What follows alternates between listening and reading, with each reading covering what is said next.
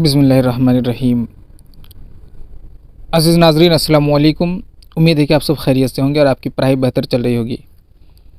नाज़रीन, कल हम लोगों ने देखा हिंद आर्याई के हवाले से मौरूज़ी सवालात का जो सिलसिला शुरू किया गया था उसका पहला पार्ट। उस पार्ट में 25 सवालात पेश किए गए थे मौरूज़ी, जो कि आपके इम्तिहान के हवाले से, आपके सिलेबस के हवाले से है। उसी सिलसिले का ये दूसरा पार्ट है जो आपकी खिदमत में पेश है।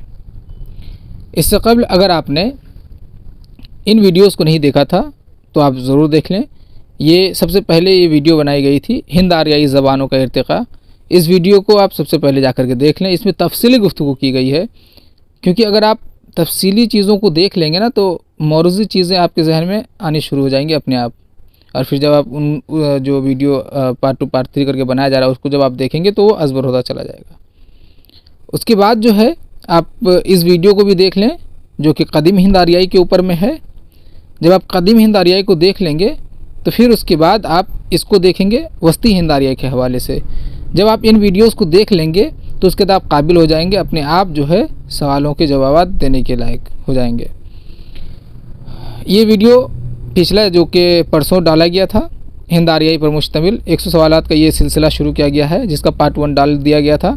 आज जो हम लोग पार्ट 2 देखेंगे। पार्ट 1 में जो है हम लोग देखे थे 25 सवाल, जिसमें तिब से मुतालिक वेद कौन सी है, ये सवाल आखिरी सवाल था। अब जो है हम लोग 26वां सवाल से शुरू करेंगे आज। तो आइए वक्त ज़ाय किए बगैर शुरू करते हैं आज की इस नशस्त का। तो आज की वीडियो का पहला सवाल और इस सिलसिले का 26वां सवाल देखिए। वैदिक संस्कृत में इसकी कितनी इलाक़ाई शक्लें वजूद में आ गई थीं? उम्मीद है ये आप जानते हैं कि वैदिक संस्कृत जो कि 1500 कबल मसीह से लेकर के 1000 कबल मसीह के दौर पर मुहित है, 500 सालों पर, उस दौर में जो संस्कृत है उसकी 3 शक्लें आ गई थी। और ये क्या बोलते हैं, उरूज पर जो पूरे इलाके में जो है मतलब मुरवज हो चुकी थी आपको जाकर के क्लासिकल संस्कृत में। तो ये 3 शक्लें हैं, उदीचिया, पराचिया, मध्य देशा। आगे आपको पता चल जाएगा इन बोलियों के बारे में। अगर आप नहीं देखे हैं तो आप वीडियोस को, इसलिए मैं कह रहा हूँ बार बार, उसको देख लें ताकि आप कंफ्यूज ना हो जाएं। इसमें वजाहत करने की जो है वक्त नहीं है। 27वां सवाल देखिए। उदीचिया किस खित्ते में राइज थी? उदीचिया जो बोली थी वो किस खित्ते में थी? तो शुमाल मगरबी खित्ते में। पराचिया किस खित्ते में राइज थी? मशरिक़ में। मध्य देशा का चलन कहाँ था? ये मरकज़ में, यानी कि शुमाल मगरबी खित्ता जो कि ऊपरी इलाके में है, और जो मशरिक़ है जैसे कि बंगाल, बिहार, उड़ीसा, यूपी के कुछ ज़िले ये, और इन दोनों के बीच का जो इलाका है जैसे कि आज का मध्य प्रदेश जिसको हम लोग बोल सकते हैं, बीच का मरकज़ का इलाका, वहाँ पे उदीचिया और पराचिया के दरमियान में ये मध्य देशा जो है इसका चलन था। 30 नंबर सवाल है कि उदीचिया की लिसानी खूबी क्या है? देखिए, लिसानी खूबी ये है कि उस बोली में क्या खूबी थी ज़बान के एतबार से। तो उदीचिया में खूबी ये थी कि रे और लाम की जगह सिर्फ रे की आवाज़ थी। अगर लाम से कोई लफ्ज़ हो, जैसे कि अगर मान लीजिए कि लाम से लफ्ज़ बोलते तो वो लोग रफ्ज़ बोलेगा, क्योंकि लाम की आवाज़ ही नहीं है उसमें उदीचिया में। अब पराचिया की लिसानी खूबी क्या थी? तो पराचिया की लिसानी खूबी ये थी कि इसमें रे और लाम के लिए सिर्फ लाम की आवाज़ थी। जैसे रे से अगर कोई लफ्ज़ आज हम लोग बोलते हैं राजा, तो वो लोग लाजा बोलेगा, राजा नहीं। अब मध्य देशा की लिसानी खूबी क्या थी? तो देखिए, उदीचिया में सिर्फ रे की आवाज़ है, पराचिया में सिर्फ लाम की आवाज़ है, लेकिन मध्य देशा में जो है वो रे भी है और लाम भी मौजूद है, दोनों ही मौजूद है। ये इसकी खूबी है। और इसी एतबार से आगे आपको पता चलेगा एक और भी चीज़ें खूबी के एतबार से। 33वां सवाल देखिए। उदीचिया, पराचिया और मध्य देशा में सबसे मियारी बोली कौन सी थी? अब देखिए, तलफ़ुज़ वगैरह के एतबार से, चूँकि देखिए उस वक्त संस्कृत मौजूद है, और उसी के मतलब संस्कृत में ही लफ्ज़ों में मतलब तलफ़ुज़ में जो है हेर फेर कर दिया गया है, तोड़ मरोड़ दिया गया है। तो इन बोलियों में सबसे ज़्यादा मियारी थी उदीचिया, क्योंकि उदीचिया में जो है वहाँ पे आप देखे हैं कि सिर्फ रे की आवाज़ है, उदीचिया को ज़्यादा मियारी कहा गया है। और जो पराचिया है जिसमें लाम की आवाज़ है उसको नाक़िस करार दिया गया है, याद रहे। और जो मध्य देशा है वो ना ज़्यादा मियारी है और ना ज़्यादा नाक़िस है। इस चीज़ का मतलब वो बैलेंस में है। और उदीचिया सबसे म्यारी है, स्टैंडर्ड। 34वां सवाल देखिए, क्लासिकी संस्कृत की तारीफ़ कीजिए। अब देखिए, आप जानते हैं क्लासिकी संस्कृत वैदिक संस्कृत के बाद जो संस्कृत वजूद में आती है वो क्लासिकी संस्कृत है। ये कोई अलग ज़बान नहीं है। संस्कृत में ही जब अदबी फन पारे जो तख्लीक होने लगे तो उसके बाद जो है वो क्लासिकी संस्कृत कहलाई। तो वैदिक संस्कृत ज़बान में जब अदबी तसानीफ़ का सिलसिला शुरू हुआ तो उसे क्लासिकी संस्कृत कहा गया। देखिए वो सिलसिला कहाँ से शुरू होता है। क्लासिकी संस्कृत में तख्लीक होने वाली किसी दो अदबी फनपारे का नाम बताइए। तो रामायण और महाभारत ये दो फनपारे हैं। 36वां सवाल देखिए, संस्कृत ज़बान कब महदूद हो गई थी, या कदीम हिंद आर्याई दौर का ख़ात्मा कब हुआ, या प्राकृतों का ज़ुहूर कब हुआ, या वस्ती हिंद आर्याई का आगाज़ कब हुआ। अब देखिए यहाँ पे 4 सवालों को एक जगह लिखा गया है। इन चारों सवालों को समझेंगे। नाज़रीन, इससे पहले एक गुजारिश ये है कि अगर आपको वीडियो पसंद आ रहा है और अगर चैनल से आप जो है इस्तिफ़ादा करते हैं तो चैनल को ज़रूर सब्सक्राइब कर लें, और अगर ये वीडियो भी पसंद आ रहा है तो इसको लाइक ज़रूर कर लें, इससे मेरी हौसला अफजाई होगी। बहरहाल, और अगर किसी भी सवाल में परेशानी हो तो कमेंट बॉक्स में ज़रूर लिखें, क्योंकि मैं रवानी के साथ तेज़ी से चलता जा रहा हूँ। अब यहाँ चारों सवाल को मैं समझा दूँ कि संस्कृत ज़बान कब महदूद हो गई थी। ज़ाहिर सी बात है, हम जानते हैं कि जो कदीम हिंद आर्याई दौर है वो 1500 से लेकर के 500 तक है, 500 साल कबल मसीह तक है। अब यहाँ पे जब कदीम हिंद आर्याई दौर का ख़ात्मा होगा तो ज़ाहिर सी बात है वस्ती हिंद आर्याई दौर का शुरुआत जो है वो 500 साल कबल मसीह से ही होगी। तो दो चीज़ें समझिए, कदीम हिंद आर्याई का ख़ात्मा और वस्ती हिंद आर्याई की जो शुरुआत है वो 500 साल कबल मसीह से है। ये दो सवाल आप समझ गए। अब जहाँ कदीम हिंद आर्याई का ख़ात्मा है वहीं संस्कृत ज़बान का भी ख़ात्मा है, वहीं पे वो महदूद हो जाती है, सिमट कर रह जाती है। तो कदीम हिंद आर्याई का ख़ात्मा और संस्कृत का ख़ात्मा दोनों को आप समझ जाइए। ख़ात्मा तो नहीं, महदूद हो गई थी संस्कृत। बहरहाल, तो इस तरह से आप ट्रिक बना के रखिए कि कदीम हिंद आर्याई का ख़ात्मा 500 साल कबल मसीह और संस्कृत का भी ख़ात्मा साथ में हुआ।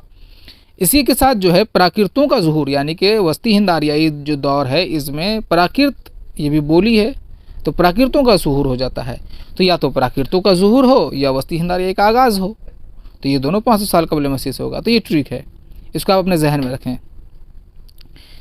अब देखिए वस्ती हिंद आर्याई दौर में देखते हैं 37वां सवाल देखिए, पाणिनि ने संस्कृत ज़बान में होने वाली लिसानी तब्दीली को रोकने के लिए एक कवायद तख्लीक की थी, नाम बताइए। तो नाम है अष्ट अध्याय, जो कि 8 अबवाब पर, उसमें 8 चैप्टर्स हैं, 8 चैप्टर्स, इसीलिए इसका नाम भी अष्ट अध्याय है। अब देखिए यहीं से आप समझ जाएंगे पाणिनि इस बात को समझ चुके थे कि संस्कृत ज़बान में अवामी सतह पर जो है काफ़ी ज़्यादा रद्दोबदल तब्दीली हो रही है, यानी कि तलफ़ुज़ बिगाड़ दिया जा रहा है, कोई जो है मुसम्मता या मुसव्वता को तोड़ के गिरा दिया जा रहा है, बढ़ा दिया जा रहा है, ये वो समझ चुके थे। लिहाजा वो इन चीज़ों को सलीस करने के लिए जो है कवायद को जो है मुरतब किए, इस बात को समझ गए थे। लेकिन वो कवायद तो लिख दिए, लेकिन उस संस्कृत में होने वाली लिसानी तब्दीली को ना रोक सके, और संस्कृत जो है 500 साल कबल मसीह तक पहुँचते पहुँचते सिमट कर रह गई, सुकर गई, सिर्फ आला तबके की ब्राह्मणों की जो है पुरोहितों की ज़बान बनकर रह गई, और अवामी सतह पर जो है संस्कृत की ही बोली वो प्राकृत के रूप में उभर कर सामने आई, जो कि थोड़ी बहुत तलफ़ुज़ और लफ्ज़ों में रद्दबदल के साथ आई। वो जो उदीचिया, प्राचिया और मध्यादेशा देखें तो बोलियाँ, वही बोलियाँ जो है अब ज़्यादा तरक्की कर ली, अब जो है बड़े पैमाने पर बोली जाने लगी। अब आप वस्ती हिंद आर्याई में देखेंगे उन चीज़ों को, तो देखते हैं। बहरहाल आप ये भी जानें कि पाणिनि जो है ये जो पाणिनि की किताब है अष्ट अध्याय, इसको आप दुनिया की पहली ग्रामर की किताब कह सकते हैं, और संस्कृत को तो पहली ग्रामर की किताब है ही ये, और ये मंजूम शक्ल में है। 38वां सवाल देखिए, वस्ती हिंद आर्याई दौर कितने सालों पर मुहित है। तो वस्ती हिंद आर्याई दौर जो है, कदीम हिंद आर्याई दौर कितने सालों पर है, तो 1000 सालों पर है, 1500 से लेकर के 500 तक वैदिक संस्कृत और क्लासिकी संस्कृत 500 करके तो 1000 साल, और जो वस्ती हिंद आर्याई है वो 1500 साल पर है। इस 1500 साल को फिर हम लोग 3 हिस्सों में बांट देंगे। 39वां सवाल देखिए, उसी पर मबनी है कि वस्ती हिंद आर्याई दौर को कितने ज़ेली अदवार में मुनक़सिम किया गया है। तो देखिए 500 से लेकर 1000 ईस्वी तक जो है 3 पहली प्राकृत, यहाँ 3 है, यहाँ ब्रैकेट में देख लीजिए, पहली प्राकृत है, दूसरी प्राकृत और तीसरी प्राकृत। पहली प्राकृत को जो है अदबी प्राकृत भी कहा जाता है। अब वो क्यों, वो आपको आगे मैं बता दूंगा। दूसरी प्राकृत जो है वो आपका जाकर सॉरी गलती हो गई। पहली प्राकृत को जो है इब्तदाई प्राकृत कहा जाता है और दूसरी प्राकृत को अदबी प्राकृत और तीसरी प्राकृत को अपभ्रंश या फिर आखिरी प्राकृत भी कहा जाता है। बहरहाल आगे हम लोग देखेंगे इस चीज़ को। 40 नंबर सवाल देखिए, प्राकृत का दौर कब से कब तक कायम रहता है? प्राकृत का जो दौर है वो पहली प्राकृत का दौर, तो पहली प्राकृत का जो दौर है वो 500 साल कबल मसीह से लेकर के 1 कबल मसीह तक।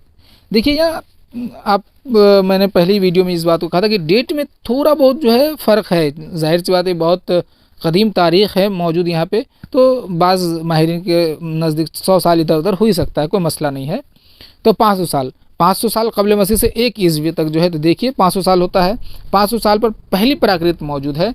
तो पहले हम प्राकृत की तारीफ़ देख लें। प्राकृत की तारीफ़ क्या है कि जब संस्कृत ज़बान के तलफ़ुज़ व क़वाइद और नहवी ढांचे में काफ़ी हद तक तब्दीलियाँ रौनमा हो गईं तो ये ज़बान बिल्कुल बदल गई, यही बदली हुई शक्ल प्राकृत कहलाई।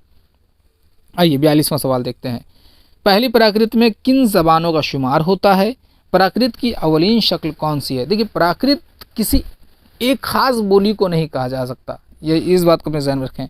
संस्कृत में तब्दीली के बाइस जो है 500 साल कबल मसीह से 1 ईस्वी के दरमियान जो बोलियाँ वजूद में आई उन सबको प्राकृत कहेंगे। तो प्राकृत में जो है किन किन बोलियों का शुमार होता है? देखिए पाली और अशोक की कुतुबों की ज़बानें जो है, ये अशोक ने जो कुतुबे लिखवाए थे उसमें कई एक ज़बानों का इस्तेमाल मिलता है, वो आप उन तफसीली वीडियोज़ में भी देख लें और आगे भी आपको पता चलेगा। तो मोटे तौर पे पाली और अशोक की कुतुबों की बोलियां इस तरह हम लोग बोल सकते हैं। ये पहली प्राकृत में, ये भी सवाल आ सकता है कि पाली जो है किस प्राकृत में पाई जाती है? तो पाली जो है पहली प्राकृत में है, उसके बाद भी है लेकिन इसका आगाज़ पहली प्राकृत में है। 43वां सवाल देखिए, बुद्ध मज़हब ने अपनी मज़हब की तरवीज व इशाअत के लिए किस ज़बान को अपनाया? देखिए उसी ज़माने में जबकि क्लासिकी संस्कृत मौजूद है, लेकिन बुद्ध मज़हब ने क्लासिकी संस्कृत में, जो कि संस्कृत है, तो संस्कृत में अपने मज़हब की इशाअत नहीं की। अपने मज़हब की प्रमोशन जो है वो संस्कृत में नहीं बल्कि पाली में की। ये एक प्राकृत ज़बान है। तो आप बताइए कि बुद्ध मज़हब, ये जो गौतम बुद्धा हैं, उन्होंने क्यों नहीं संस्कृत को अपनाया? क्योंकि संस्कृत जो है सिमट करके वो आला लोगों में रह गई थी, ब्राह्मणों में। जो उस वक्त जो है अवाम में जो बोली जा रही थी वो थी पाली, और चूँकि उसको अपने मज़हब को जो है फैलाना था अवामों में, इसलिए उन्होंने अवामों की बोली को, जिसमें से पाली एक है, उसको अपनाया। इसलिए बुद्ध मज़हब जो है ज़्यादा फैल सका। बहरहाल आगे बढ़ते हैं। 44वां सवाल देखिए, पाली बुनियादी तौर पर किस इलाके की ज़बान थी? बुनियादी तौर पर मतलब ये किस इलाके में जो है मरवज थी? तो मगध के इलाके में, बिहार के इलाके में।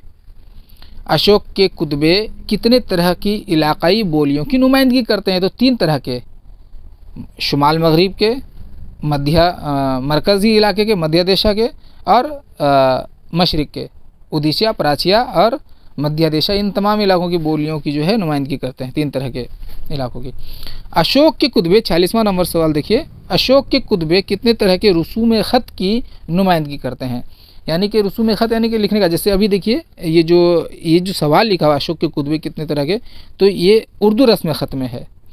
तो अशोक के जो कुतबे हैं वो 2 रसूम ख़त में हैं। एक है ब्राह्मी, जो कि बाएँ से दाएँ लिखा जाता था, जैसे कि हिंदी हो या इंग्लिश हो या बंगला हो, पंजाबी हो, ये सब जो है बाएँ से दाएँ लिखी जाती है। खरोष्टी, जो कि दाएँ से बाएँ, जिसमें से एक उर्दू है, खरोष्टी। तो 2 तरह के रस्म ख़त की जो है नुमाइंदगी करते हैं अशोक के कुतबे। आपको कमेंट बॉक्स में बताना है कि कुतबा किसे कहते हैं। 47वां सवाल देखिए, प्राकृत की दूसरी शक्ल को क्या कहते हैं? अब प्राकृत चूँकि बोलियां हैं, ये अवाम में मुरव्वज थी। अब प्राकृत जो कि तरक्की कर चुकी है, उसके बाद जब तरक्की कर ली और उसमें अदबी तसानीफ़ का सिलसिला शुरू हुआ, तो वो प्राकृत जो है इब्तदाई प्राकृत अब बन गई अदबी प्राकृत, जिसे दूसरी प्राकृत भी कहते हैं, जो कि ये भी 500 साल पर मुहित है। तो देखिए सवाल क्या है, इसमें 3 सवाल है कि प्राकृत की दूसरी शक्ल को क्या कहते हैं, या अदबी प्राकृत किसे कहते हैं, या वस्ती हिंद आर्याई का दूसरा दौर क्या कहलाता है। तो वस्ती हिंद आर्याई का दूसरा दौर दूसरी प्राकृत कहलाता है। अब प्राकृत की जो दूसरी शक्ल है वो दूसरी प्राकृत है, पहली प्राकृत का दूसरी प्राकृत का दौर आता है। और दूसरी प्राकृत जो है इसे अदबी प्राकृत भी कहा जाता है, क्योंकि पहली प्राकृत चूँकि उसमें तसानीफ का सिलसिला नहीं था, उसमें किताबें नहीं लिखी जाती थी, लेकिन जब दूसरी प्राकृत का दौर आता है 500 साल के बाद तो उसमें किताबें लिखी जाने लगती है, इसलिए वो अदबी कहलाई। 48वां सवाल देखिए कि दूसरी प्राकृत की तारीफ़ कीजिए। अब दूसरी प्राकृत देखिए क्या है, जब प्राकृतें अदबी बन गई तो ये गई होंगी, काफ है यहाँ पे, गाफ होना चाहिए, बन गई तो उसे दूसरी प्राकृत कहा गया। चलिए, दूसरी प्राकृत कितने सालों पर मुहित है, 500 साल पर मुहित है, कि एक कब्ल मसीह से लेकर के एक कब्ल मसीह से लेकर के 500 ईस्वी तक। 50वां सवाल देखिए, अदबी प्राकृतों को कितने हिस्सों में मुनक़सिम किया गया है। अज़ीज़ नाज़रीन, इस वीडियो में हमें 25 सवालात को देखना था, हम लोगों ने देखा और उम्मीद है कि आप समझ गए होंगे। इंशाल्लाह 50वां नंबर से जो है आगे हम लोग तीसरे पार्ट में देखेंगे। दूसरे पार्ट में 25 सवालों को पेश करना था, सो मैंने पेश कर दिया। और अगर कहीं परेशानी हुई हो समझने में, कहीं पे ख़याल अगर पेचीदा हो गया हो, मुबहम हो गया हो, तो उसे आप कमेंट बॉक्स में ज़रूर लिखें। इंशाअल्लाह आपकी परेशानी को दूर किया जाएगा। आप इसका PDF लेने के लिए जो है स्क्रीन पर दिए गए सोशल मीडिया हैंडल्स पर भी मुझे फॉलो कर सकते हैं, वहाँ पे आपको PDF मिल जाएगा, जिसे आप आसानी प्रिंट आउट करके पढ़ सकते हैं, लिख सकते हैं, रख सकते हैं। तो आपको ये वीडियो कैसा लगा कमेंट बॉक्स में ज़रूर इज़हार ख्याल करें। और अगर आपको बहुत पसंद आया हो, अगर आपको लगता हो कि आपके दोस्त अहबाब भी इससे फैज़याब हो सकते हैं, तो अपने दोस्तों अहबाब तक भी इसे शेयर करें, वीडियो को लाइक करें। और अब इजाज़त दीजिए, इंशाल्लाह मिलेंगे हम लोग तीसरे पार्ट में। अस्सलाम वालेकुम।